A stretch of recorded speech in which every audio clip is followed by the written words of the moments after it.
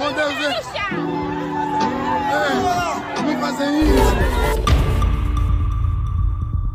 Tendo feito tendo descrito este quadro, a minha bocado deste uma pincelada neste assunto sobre as empresas que mais deram prejuízo ao Estado em 2022. Temos a Ende, BPC, Biocon, TPA, só para citar alguns, no topo da lista. Há bocado dizias que o Estado devia fazer uma abordagem diferente com relação a estas empresas. Que abordagem seria essa? Não, a questão do setor empresarial público é um problema crónico que em relação ao qual aparentemente também tem havido muitas dificuldades em dar-se o devido tratamento. E aqui há variáveis de naturezas diversas que também interferem nesse processo. Porque nós temos que perceber que nós temos um setor empresarial público também, de certo modo, atrelado ao poder político. Ok? Nós não temos um setor empresarial público que funciona de facto de forma autónoma. Às vezes é um bocadinho difícil, às vezes é difícil aferir até que ponto é que a interferência política, por exemplo, tem consequências no desempenho das empresas, mas tem consequências significativas. Mas esse é um fenómeno que normalmente não é suficientemente aferido, particularmente em realidades como a nossa. Portanto, o desabrochar do setor empresarial público, para além de outras questões de natureza económica que nós podemos aqui naturalmente aflorar, de alguma maneira também está atrelada a questão, mais uma vez, de toda esta marra política em que todo o país e toda a sociedade, no fundo, se vê, com a qual, no fundo, se confronta. Ora, nós temos, por exemplo, vamos lá ver aqui as coisas. Portanto, nós, no caso do setor empresarial público, temos a questão das empresas que dão prejuízo, temos a questão que são quase todas, não é? Quase todas, muitas delas em situação de verdadeira falência técnica. Temos aquelas que recebem subsídios sistemáticos do Estado e temos aquelas que volta e meia estão a ser recapitalizadas, como desde logo tu referiste. Penso que o ano passado foram mais de 400 mil milhões de kwanzas só em recapitalização das empresas. Portanto, nós temos aqui, quando nós olhamos para o quadro dessas empresas, não é? Algumas delas nem sequer vale a pena mencionar, mas nós encontramos aí algumas situações que nos fazem pensar porque é que o Estado tem a necessidade de continuar a subsidiar empresas que neste momento não deviam estar no escopo, na esfera do setor empresarial público, não é? Tu referes, por exemplo, o grupo Zahara, por exemplo, ou melhor, tu não, que estás a mencionar, que no fundo é o instituto que divulgou os dados, não é? Menciona-se, por exemplo, a TV Zimbo, não é? Como instituições que são subsidiadas, não é? Estas instituições foram no quadro da tal recuperação, da chamada recuperação de ativos, passaram para a esfera do Estado, mas o porquê que até agora se encontram na esfera do Estado, não é? Porquê que estes ativos já não foram de alguma maneira transacionados ou reprivatizados para que deixassem de representar um peso para o Estado? Porque quando nós falamos de 4 mil milhões de kwanzas que são aplicados para subvencionar, por exemplo, uma TV Zimbo, são dinheiros que seriam suficientes para melhorar alguma coisa, por exemplo, no setor social, no setor da saúde. Quando nós temos um país... É um processo fácil e tendo em conta o nível em que estão os nossos empresários, seria um processo fácil, teríamos pessoas disponíveis para... Claro. O setor da comunicação social é um setor apetecível. Não. A questão é que, do ponto de vista político, e estou aqui a referir a questão de comunicação social, pela sensibilidade política que representa, não é? A questão é que, para já não interessa. Porquê? Porque, no fundo, de uma TPA passamos a 4 ou 5 TPAs e todas fazendo mais ou menos a mesma, no fundo, fazendo o mesmo jogo, fazendo o mesmo serviço para o Partido do Estado. Portanto, a coisa fica mais multiplicada, não é? A comunicação, a informação passa de forma mais multiplicada, não é? Eu não sei também se é bem assim. Eu confesso que não me atreveria a fazer referência a números, a questões, por exemplo, de audiência, mas aquilo que nós vamos ouvindo em termos empíricos também, que as pessoas, apesar do Estado ter recebido tudo isso, aparentemente há um divórcio cada vez maior maior das pessoas, não é? Uma descredibilização cada vez maior destas instituições e desses órgãos, e que não sei se a tal informação que se quer passar multiplicada tem passado exatamente como é a pretensão de quem quer manter, portanto, toda essa estrutura à sua volta. E eu aponto estas questões que são muito específicas, porque são exemplos flagrantes de empresas em que o Estado põe dinheiro e que, se já tivessem sido privatizadas, possivelmente não, nós estamos a falar aqui de recursos, portanto, uma vez que as empresas passassem para a esfera privada, naturalmente eram os privados a assumirem todas as responsabilidades financeiras, naturalmente decorrentes de tudo, não é? De tudo, e o Estado naturalmente havia de se livrar desse ônus, não é? Estou aqui a dar exemplos muito, muito práticos, não é? Porque é que nós temos essa necessidade, não é? 4 mil milhões fazem falta, porque quando nós temos hospitais em que os médicos mandam pacientes comprar luvas na rua, não é? Mandam o paciente comprar ampolas e mandam os pacientes comprar este ou aquele medicamento, diz-me qual a diferença que 4 mil milhões de dólares, ou 4 mil milhões de kwanzas fariam, por exemplo, por ano no setor da saúde ou no setor da educação, não é? Que diferença fariam, por exemplo, na formação de médicos, na formação de professores, por exemplo, não é? Olhamos para a questão daquelas que são classicamente públicas, nomeadamente a TPA, por exemplo. Porque é que essas empresas, é evidente que eu não estou aqui para questionar porque a gestão, porque não conheço naturalmente a qualidade da gestão dessas empresas, mas eu estou em crer que se houvesse uma gestão virada mais para a economia, não é? Se essas empresas tivessem uma gestão virada mais para a economia, mas essa gestão virada mais para a economia pressupunha que fossem projetos de mais qualidade, não é? Mais apetecíveis, não é? Mesmo do ponto de vista, digamos, da capacidade de arrecadação de receitas, porventura essas empresas estariam mais bem capacitadas do que aquele quadro que se encontram, porque nós estamos a falar de empresas que têm um potencial enorme de captação de receitas, nomeadamente a nível de publicidade, por exemplo, um potencial significativo. Portanto, com uma gestão muito profissional, muito capaz, e com uma empresa mais libertada do Estado, não é? Menos sujeita a orientações políticas, mais virada, como eu estou aqui a dizer, para a economia, são empresas que têm capacidade de fazer dinheiro, são empresas que têm capacidade de produzir dinheiro, e porventura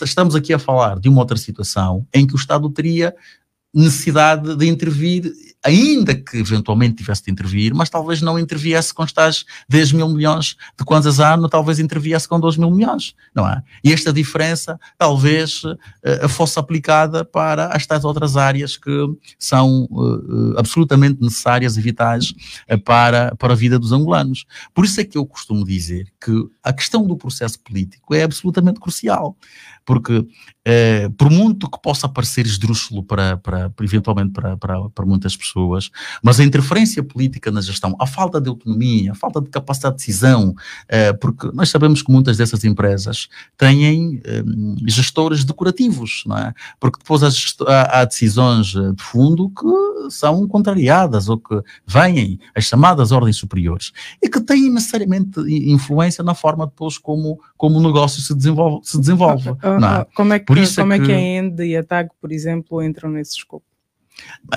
A TAG, desde logo, é uma empresa deficitária já há muitos anos, como nós sabemos, tem sido uma empresa deficitária desde há muitos anos, porque a TAG, vamos simplificar aqui a explicação, a TAG é a tal empresa de bandeira nacional que foi concebida como que tinha uma componente de responsabilidade social muito grande. Durante um tempo, nós tínhamos o país, até hoje, claro, temos o país nas condições em que está, nomeadamente em relação às estradas, é claro que hoje já andamos mais, autocarros, mas esta companhia tem um histórico que não pode ser ignorado, porque ela sempre foi concebida com uma componente social muito grande, enquanto um símbolo de ligação do país. E traz este fardo histórico, digamos, consigo até hoje. De tal sorte que, eu vou dar-te um exemplo, em 2022, o Presidente da República prometeu, eu já citei esse exemplo aqui, se não salvo erro, que nós teríamos avião, por exemplo, no IJA, por exemplo, não é?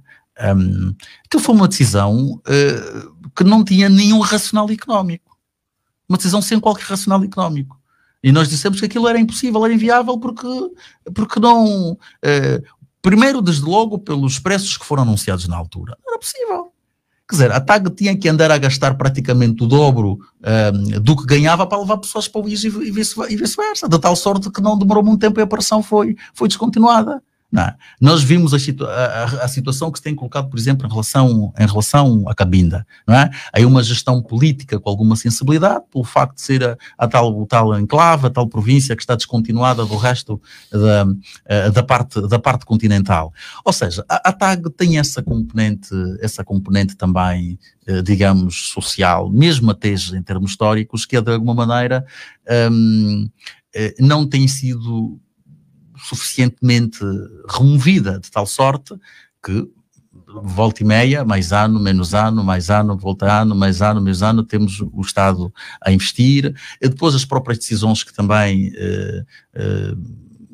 a tal interferência, mais uma vez, é sempre o poder, sempre o Presidente da República decidir, não é? Ora compramos aviões da colar, outra não, voltamos, cancelamos os contratos com os americanos, agora vamos para os europeus porque os europeus assinaram a mão, agora não, ou seja, nós temos um conjunto de fatores externos que de alguma maneira também afetam o desempenho destas empresas e repito, estas questões têm um peso, acarretam em si um peso político muito significativo.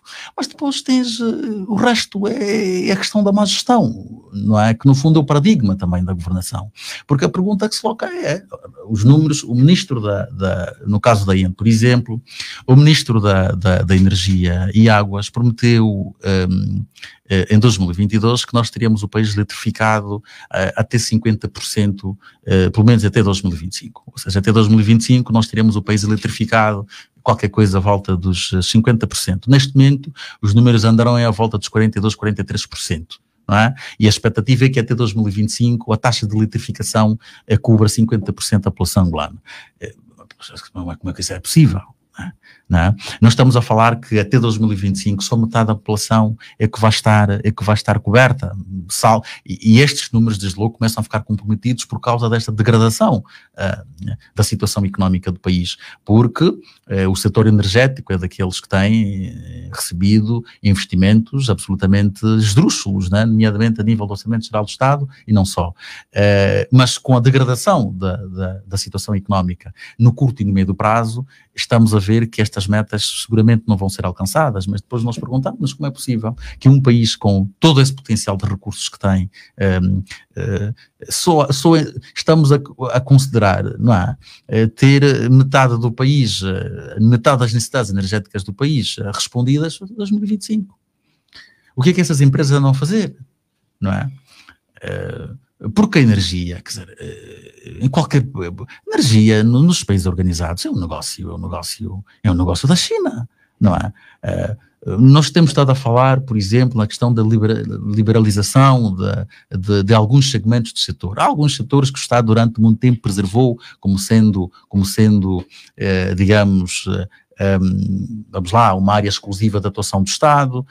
Houve uma altura em que a produção era assim, o transporte era assim, e depois a liberalização começou a ser pensada a nível da distribuição. Depois também foi pensado um bocadinho a nível da produção, não é? Mas a verdade é que em termos práticos, que resultados é que nós temos? Não é? Qual é a empresa privada durante esse tempo? O Presidente João Lourenço está no primeiro ano do seu segundo mandato.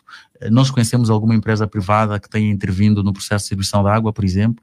Temos projetos, alguém anunciou, temos ideias, alguém sabe de alguma empresa, ou seja, é tudo isso que de alguma maneira, não é, coloca-nos estas são essas situações que nos colocam cada vez mais pobres, não é?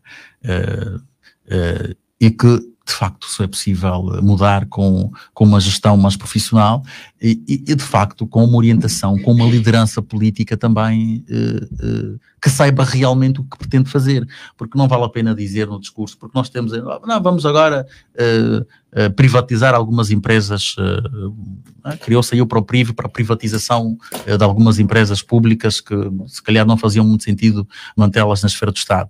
Faz sentido. Mas nós depois temos de nos perguntar, do ponto de vista do impacto, aquilo que de facto cria resultados imediatos na população, o que é que seria mais imediato? É criarmos aqui dinâmicas apressadas que permitissem, por exemplo, a liberalização do setor de distribuição de águas, ou privatizar uma Fata Metanga que não, sei lá, não é? De quem, sei lá, ninguém ouviu falar, ninguém sabe o que é que vale, o que é que não vale, o que é que vai fazer, o que é que deixa de fazer. São estas opções estratégicas também da governação que depois, de alguma maneira, interferem em toda esta situação, e temos naturalmente o setor empresarial público na situação crónica em que se encontra, engordou, por um lado vai-se privatizando, por outro lado vai-se engordando, quer dizer, são essas contradições que depois, no fundo, expõem essa situação toda em que, no fundo, esse setor se apresenta. Acorda cedo, põe o pé na estrada, deixa o filho em casa com uma vontade de voltar para casa. Quando chega a praça,